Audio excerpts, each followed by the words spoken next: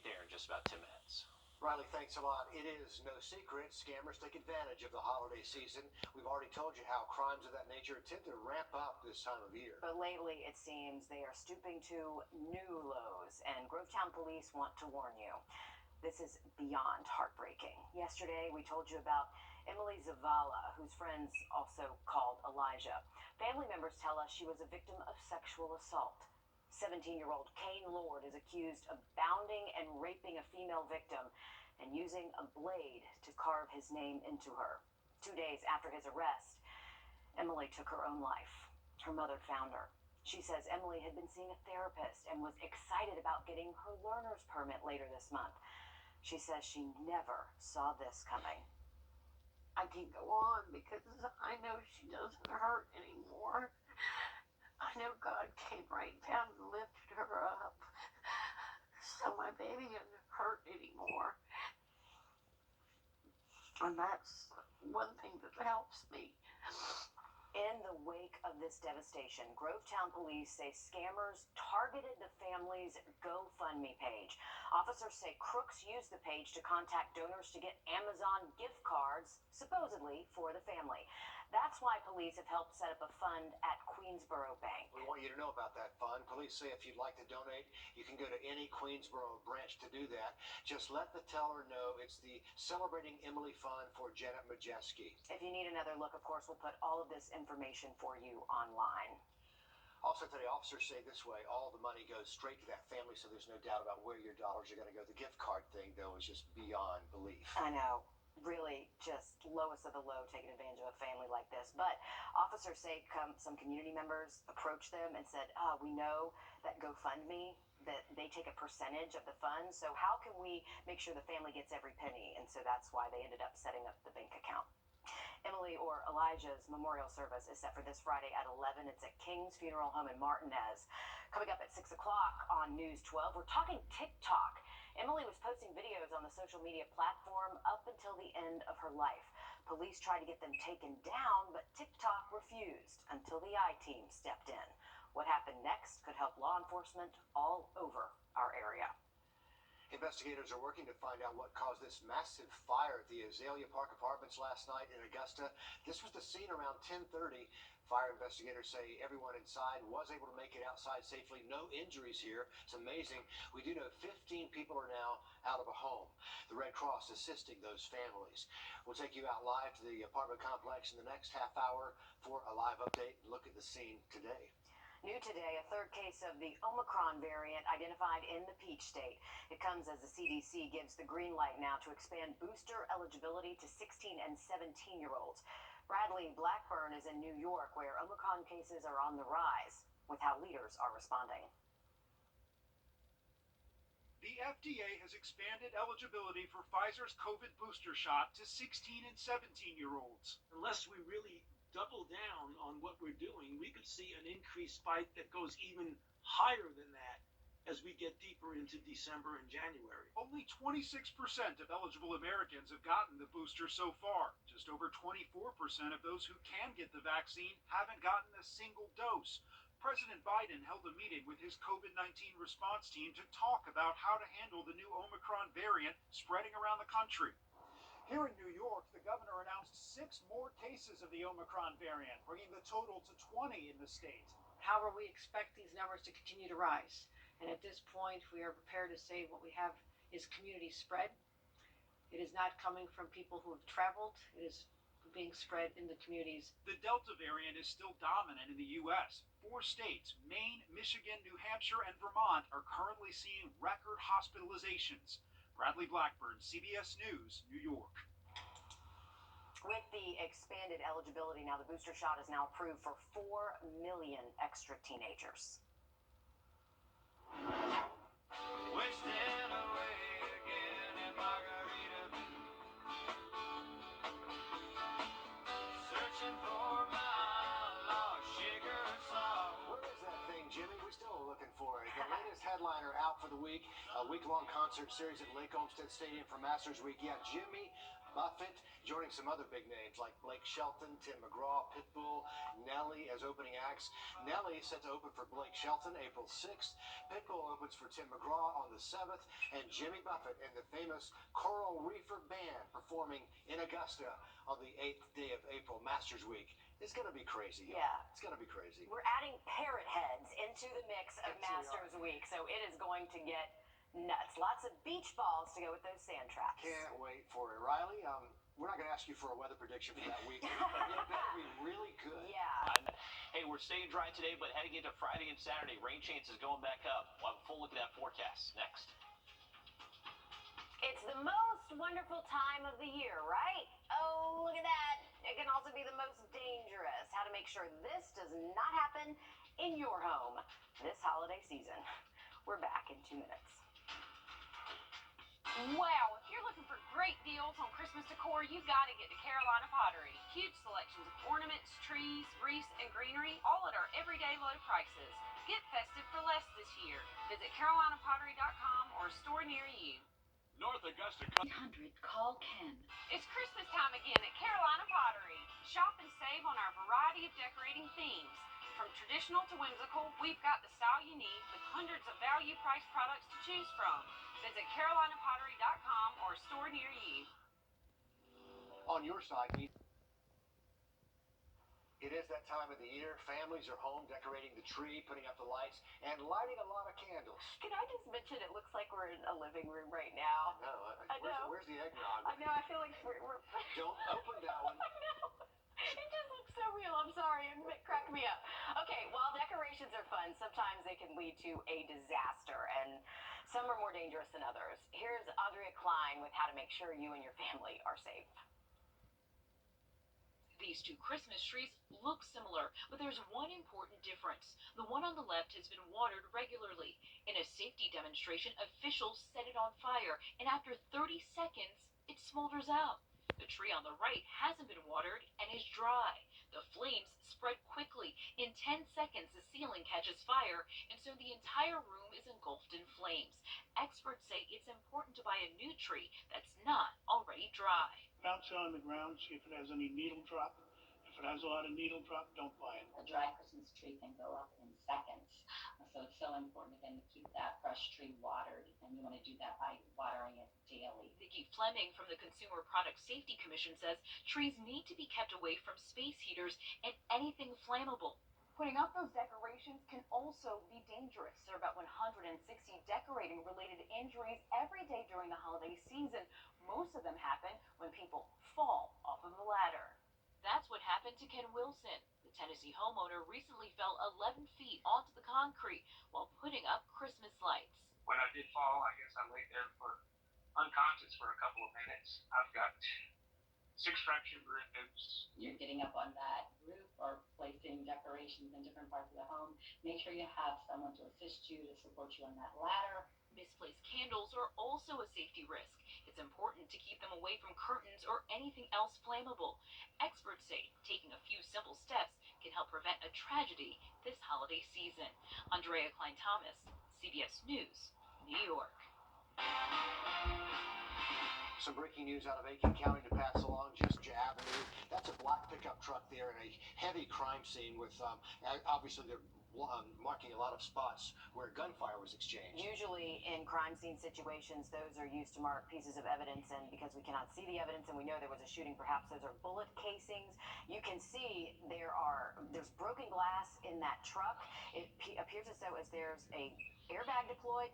Unconfirmed reports from sources are telling us that this car was involved in some sort of chase and somehow ended up right where you see it parked. The suspects got out and fled. Now, from there, what happened is unclear. That's what we're working to confirm, except we do have it confirmed that there was a shooting. We just don't know the suspect or who opened fire. We know there was a lot of gunfire exchange, and look at the police response. North Augusta Public Safety blocking off Georgia Avenue there. You can see no one's getting through that area. So at this busy time of day, you're going to want to avoid downtown North Augusta if you're trying to get between the two states.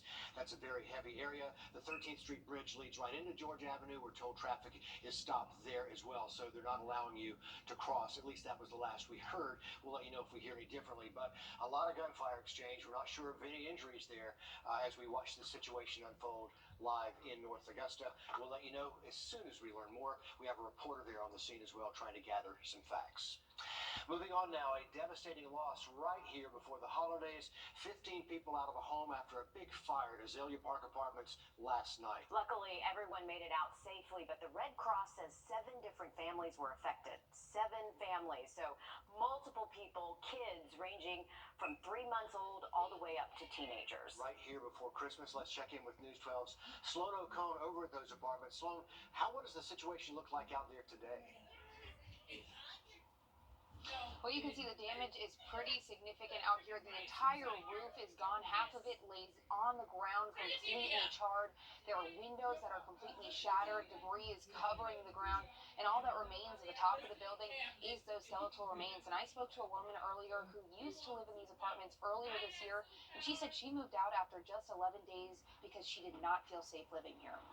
I was very upset at first when I found out about the fire, and it didn't surprise me that it happened because of the unsafe living conditions and the hazards and the many violations that apartment complex has. Garion moved into the Azalea Park Apartments back in February of this year, but only managed to stay for less than 2 weeks. She says her apartment had one smoke detector that didn't work. Code enforcement says they have multiple open cases of violations against Azalea Park. So I thank God that it wasn't a tragedy. We could have been looking at a massive fire that killed 15 people. She says something needs to be done now to start caring for the apartments and, most importantly, the people living in them, especially with the holidays around the corner. People want to be in the comforts of their home. They want to set up their tree. They got food in the refrigerator. They're ready for their loved ones to come on. And then I feel so sorry. Oh boy. I feel really sorry for them. But the Red Cross says they're in good hands. Because you think of being home for the holidays, and these families will not be able to do that. We're so thankful that we have incredible people like our Red Cross volunteers. We're very thankful to our donors, so we can help people in their greatest times of needs. And our I-team has been digging into these apartments and found that they have over 200 code violations, and they're on probation with the city. They have until the end of the year to fix all of these code violations, so this may not be a good start.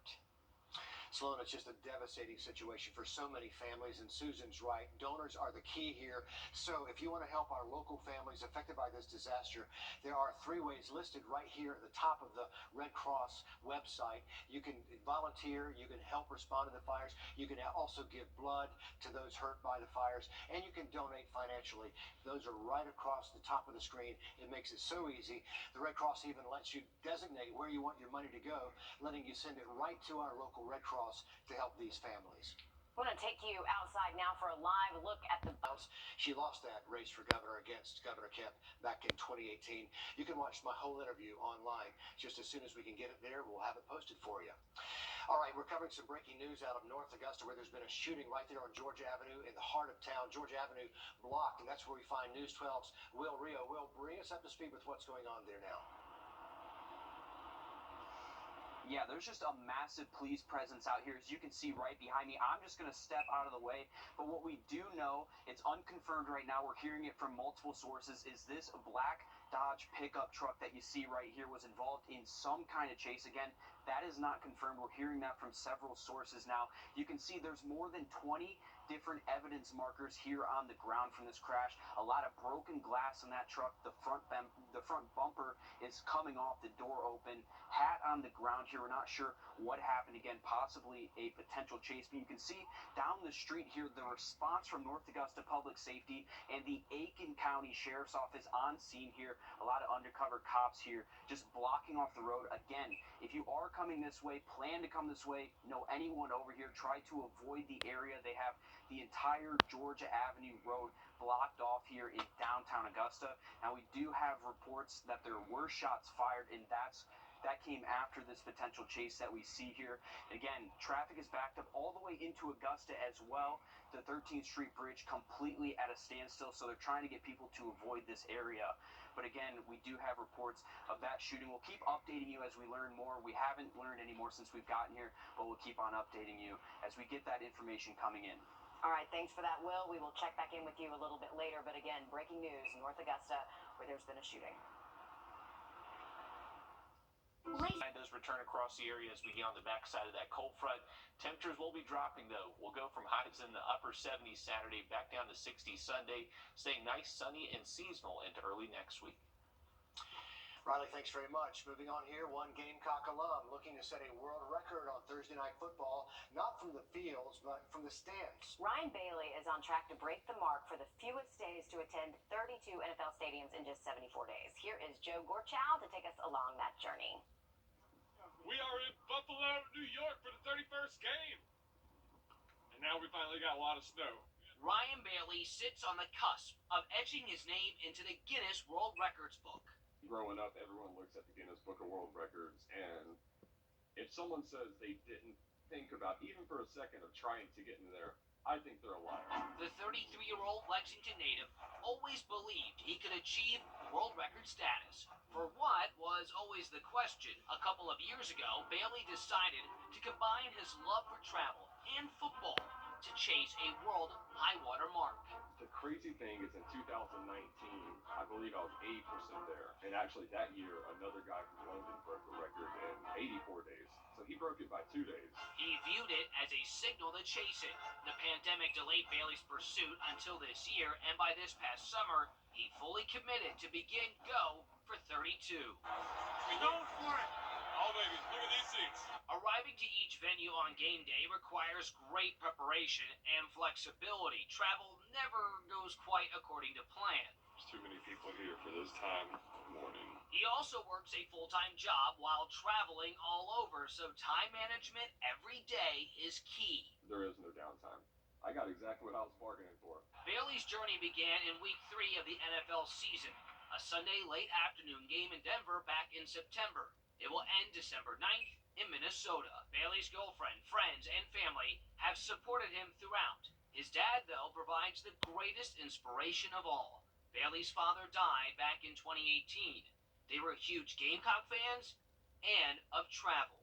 Like taking the love for traveling and going to stadiums, I'm kind of letting him live vicariously through that. Bailey has enjoyed all 31 stops to date, from fan interaction to the excellent cuisine, all while rocking his Go for 32 shirt.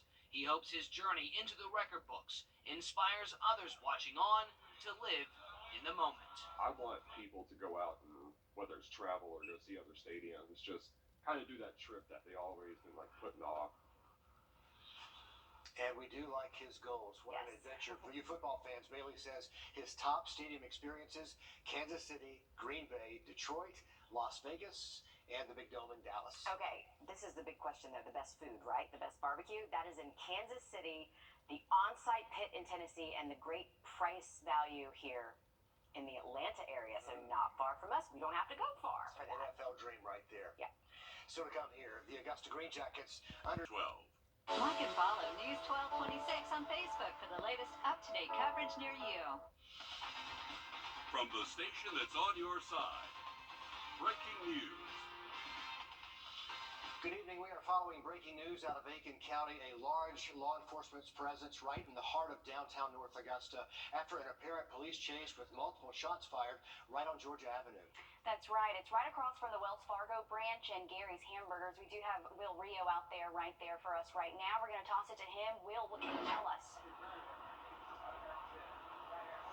Yeah, just in the last 2 minutes, we did see an ambulance go by us with sirens on and a North Augusta public safety officer following right behind them, headed right down the street in the Augusta direction. We don't know who was in that ambulance, but the police officer was following that. But I want to show you this truck right here that's at the center of this whole incident here. It's a black Dodge pickup truck here. You can see at least 20 different evidence markers sitting on the ground here, and right next to them, they're actually marking very large ammo rounds that came out of some sort of large weapon.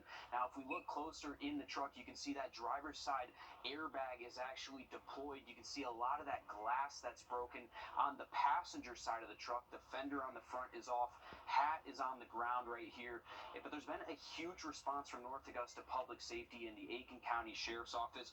We're also told that SLED is now assisting in this investigation. The Edgefield County Sheriff's Office is also involved in this right now. And we do know now that there is a suspect in custody and there is no danger to anyone in this area. But one thing I do want to tell you is we were trying to get here. Traffic was backed up on the 13th Street Bridge from Augusta coming into North Augusta. So the road's blocked off from the Pink Dipper to Buena Vista Avenue. A lot of traffic around here. So if you're headed this way, just make sure to avoid this entire area. Again, we're not sure how long this road's going to be blocked off. We'll continue to bring you updates as we learn more. Richard, I know you guys had a video. I've not been able to see that yet, but what have you guys seen in the studio so far? Exactly. Well, we're about to talk our viewers through this because we do have some cell phone video because this was obviously a busy part of town. Here we are now. We're at the bank watching those officers approach that truck. You can see there's already damage to the front end of the truck as those public safety officers approach. We cannot see the driver from this vantage point, but you can see a number of law enforcement officers approaching that black pickup truck that we were just talking about as more officers arrive on the scene. This is moments after some crash, after a police chase, we presume, that ended right there in the heart of Georgia Avenue. But Liz Owens has been speaking to the person who actually shot this video from the bank. Liz, what did they tell you? Actually, I did not. A friend of mine did, but he was outside when he started hearing a gunshot, started rolling, didn't know exactly what was going on. We actually have a couple videos, and literally all that, we just got this in not too long ago. But this is actually a friend that was at a law firm. Really incredible because he was so close to it. Nobody really knew what was happening, but it does look like there was some sort of chase happening before. I think he might have said there was an accident. But I was getting this video or just learning of the shooting as I was coming to work about an hour ago. So I was coming down Martintown Road, heading towards the exit, and I mean, you couldn't even get past Georgia Avenue. Right. So I turned around and went to come to work through downtown, and Broad Street's at a standstill traffic right now. all around. North Augusta, obviously, and Georgia Avenue is a huge thoroughfare for people. But it's interesting as we watch this unfold one more time. At this point, Zana, law enforcement's arriving on the scene. They're still running up to the truck. But less than a minute later, you're going to see a number of officers running away from the truck, back down Georgia Avenue, back towards Parks Pharmacy. And we're not sure if that involves a suspect or what. Right. We still have so many questions and exactly what led up to the suspect being caught. We know now, like Will said, he is in custody, but so many questions remain. But thankful, Liz, you made it here 5 minutes ago. Running the other way. Yeah, Liz, we're glad to have you back in studio. Yes, that is. They did get that. You can see that the suspect is running away. I'm not too sure if that is the one they apprehended. Or if that's law enforcement running, but they're running back towards Parks Pharmacy at that point. According to my source, my friend, that they said that was the suspect. They said that was the suspect. But we don't, that's not confirmed, of course. Okay. Now, we're not able to hear audio at this point because we don't have it turned up. There's obviously some excitement, some language we're keeping out of that. But this person is sort of hiding behind the bank, taking shelter as they shoot the video. And, of course, this is very early in the investigation. We have a lot more to learn about this.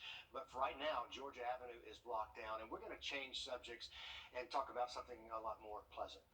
That's right. This is the season of joy and cheer, but for dozens of local families, this Christmas is one overwhelmed with heartbreak and loss. 61 people died of an overdose in Richmond County this year, a sickening 71% jump since the stay-at-home orders first went into effect. And it's no secret, addiction is closely tied to mental illness.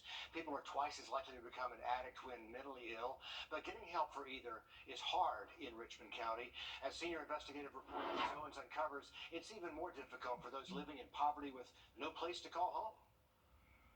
That is so true that for the last 2 months, the I-Team has hit the streets with the street outreach team to understand why our homeless population has skyrocketed since the spring. We continue to piece together this problem, and the picture is coming into focus. Missing resources that other cities have is becoming a life or death issue here. From the streets and woods to motels and crumbling old buildings. Look at that. Somebody's in that house. We need to stop. We meet people struggling to survive. I was trying. Struggling to hope. Are you safe? I really don't want to be here. You don't want to be here? We find Tamika living in a partly burned home on St. Luke Street. Came over to see how I was living, my living conditions. And she comes over here to check on your living conditions? Yeah, she come to see how I was doing. Her clothes are dirty. She hasn't showered. Her speech is slow. She's got a caregiver, and that place is a disgusting mess. The state of Georgia classifies Tamika as an at-risk adult. Social Security even appointed a representative payee to manage her funds so that Tamika has all her basic needs met. What kept you from going to Serenity? Was it just the drive or getting... I couldn't get on her way. It's unclear why nobody from case management sounded the alarm when Tamika stopped getting her medication 5 months ago. What is clear? Why's your eye black? She is in need of immediate help. How long did he lock you in the room for? Like most of the day? Yeah, most of that. Tamika needs more than a safe place. She needs affordable housing. She needs medication. She needs a way to get medication. She needs treatment. What drugs do you, or just any, or you have like certain? Right. Medical detox is mandatory before admission into almost any sort of rehab, psychiatric, or transitional housing program. I could take you to like University Hospital or something. That way the doctors there can determine what medical route that they need to take for you. Chief Deputy Patrick Clayton tells the I-Team law enforcement has very few options on where to take people like Tamika. Because while detox is mandatory before admission into an outreach program, there is no free medical detox program or place to do so in all of Augusta-Richmond County. On benzos and alcohol, for example, if you don't have a medical detox, they can actually die. And if it's the other people might not die, but they'll wish they were dead. But they're going to have intense cravings and things like that, and they're just not going to be successful until they have like a detox. And currently, there's really no avenues for that. We find Melvin asleep on the floor inside the old Sky City building downtown. Do you do any drugs, meth, cocaine, smoke a little pot, anything? Oh, yes, I have, yes. He says he tried to get help 2 months ago. When I went in there, they asked me what I needed. I told them I was coming in for detox. They like, oh, sir, we don't do that no more. We don't do that. University Hospital and Serenity are the only avenues left here in Augusta where homeless can go to detox under indigent care. All this right here, you said? Yes, ma'am. Tamika asked to go there. It's up to a physician to refer Tamika to a program which may or may not have an open bed by the end of detox. No detox, no rehab, no referral, no rehab. No open bed, no rehab. 3 strikes and back out on the streets. They're going to do something very temporary, and it's not going to really help their situation. And like I said, this is some of the frustrations that we deal with. The data is cause for frustration. The I-Team found overdose deaths have shot up 70% this year. Early estimates show the homeless population has tripled. The I-Team also uncovered more than half of all inmates in the jail are mentally ill. During the process, I don't think we stick with them all the way. We kind of get them to somebody, and then we forget about them. Tamika's future may very well depend on it, along with the futures of the many others we've met on the streets struggling to survive. So the street outreach team completed its final big sweep of the county today. The next step is to compile a list of the needs and gaps in services. Now, meanwhile, the people they have reached on the streets are already on the path to housing. Tamika completed detox and is in a program now. Sunny, the woman we introduced to you last week with mental illness, now has a job. Just yesterday, she spoke to her son for the first time in 5 months. Thanks so much for following that for us, Liz. That's good news. Switching now to weather as we give you a look of part of our Friday. We are anticipating those rain chances to enter the forecast once again. So make sure you have that rain gear ready to go before you head out for that morning commute. We'll take a look at the rest of that weekend outlook in just about 10 minutes. Riley, thanks very much. 15 people are not able to go home tonight after a fire destroyed part of an Augusta apartment complex. Crews working to put out flames at Azalea Park Apartments last night. Our Sloan O'Cone live force at the complex on Fayetteville Drive. Everyone who lives in Building M made it out safely, but now the Red Cross is helping people who've been displaced. But Sloan, tell us what you're seeing with the damage there. Well, the damage is pretty significant. You can see the entire roof is gone. Now it's just the skeletal remains. The windows up top are completely shattered. The debris is still all over the ground. Even part of the roof is completely charred right here. And the Red Cross says 7 families were affected by this, all with children with ranging ages of 3 months to teenagers. And I spoke to a woman earlier today who says she lived in these apartments earlier this year. She says she was so afraid for her well-being, she moved out after 11 days. She says her apartment had only one smoke detector that didn't work. And our I-team has been investigating Azalea Park Apartments and found 200 code enforcement violations in the last 3 years, including violations at Building M. Garion says things need to change now for the people who live here. We could have been looking at a massive fire that killed 15 people. You know, and it's just so much, and I feel sorry for them because when it's getting close to the holidays, they have to be places. You know, people want to be in the comforts of their home. They want to set up their tree. They got food in the refrigerator. They're ready for their loved ones to come on, and then I feel so sorry. Oh boy, I feel really sorry for them. And the apartment complex is on probation right now. They have until the end of the year until the city can reassess their status. But as of right now, it all depends on them fixing these code violations. So this isn't a good start. And Sloan, as we pointed out earlier, the Red Cross is busy right now taking donations. You can do that online, and that's really the best way to help those people, right? Oh, yes, absolutely. You can go on, you can sign up to volunteer, and you can even donate directly to the people that were affected by this fire, and the Red Cross will make sure that they're all taken care of through the holidays and forward. And she's absolutely right. It could have been a much larger tragedy with the loss of life. Fortunately, everyone's okay. Riley? Well, we did say dry today, but afternoon. Breaking news that we've been following out of North Augusta, where there's been a large law enforcement presence right on Georgia Avenue after an apparent police chase that ended with multiple shots fired. Right, and there's still so many questions remaining. It happened on Georgia Avenue, right across from the Wells Fargo branch and Gary's Hamburgers. Our Will Rio is live for us right now. Will, what can you tell us? Yeah, the last thing that we saw was the ambulance going by us, followed by a North Augusta public safety officer headed down the street towards Augusta. Now, I really want to show you once again that this black Dodge truck was the center of this whole thing. We're told that it was a chase. North Augusta public safety officers were chasing this truck. Then it stopped officers. In a video that you guys have already seen shown earlier, the officers came up to the truck, then quickly walked away, ran away from this truck. You can see the airbag out. We can see the evidence marker on top of the truck. The passenger side window is cracked and blown out. At least 20 different evidence markers on the ground with very large shell casings all over the place. Now, there's been a heavy police presence. Again, Buena Vista Avenue all the way to Pink Dipper on Georgia Avenue is completely blocked off. So please try to avoid this area. There's been a lot of traffic in the area. We'll keep you updated as we learn more and as we get more details from law enforcement. Will Rio, thank you very much for that live update. Let us know if there's more, and we'll come right back to you. We brought you the story yesterday of a middle schooler who lost her life to suicide, how one popular social media app responded to local offers as we follow up on Emily's story. The Live by Camera Network is brought to you by Mountaineer Pest Services.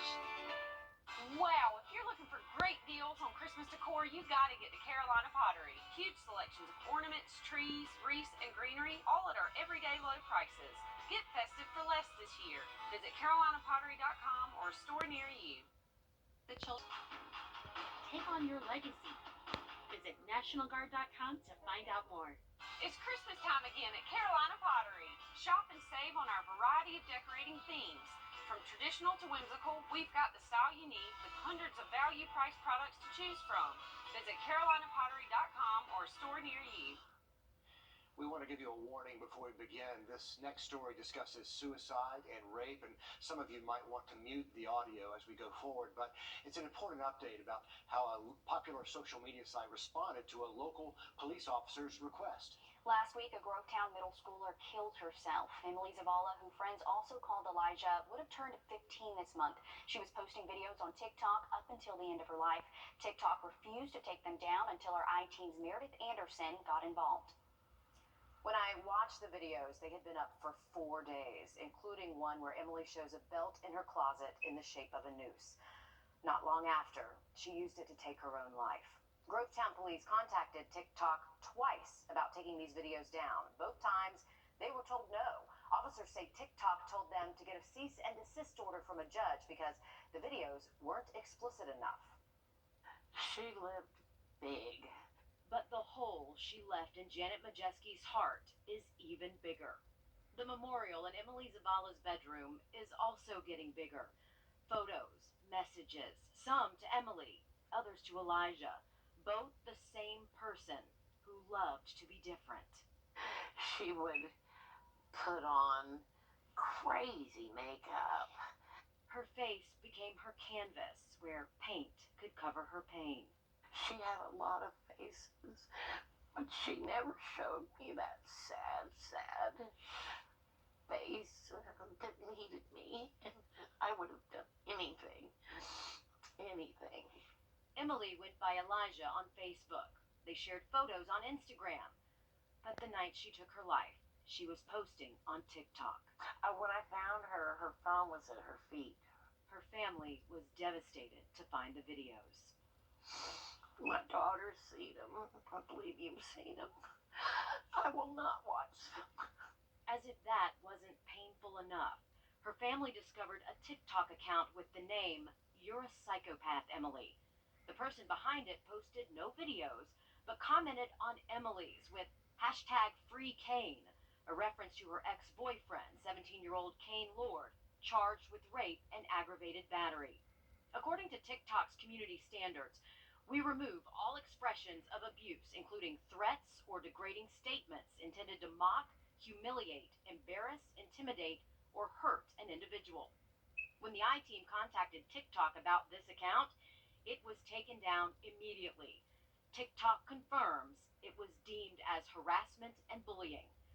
TikTok's website also says it removes videos related to suicide, and as soon as I started asking questions about Emily's video the night she died, TikTok disabled her account.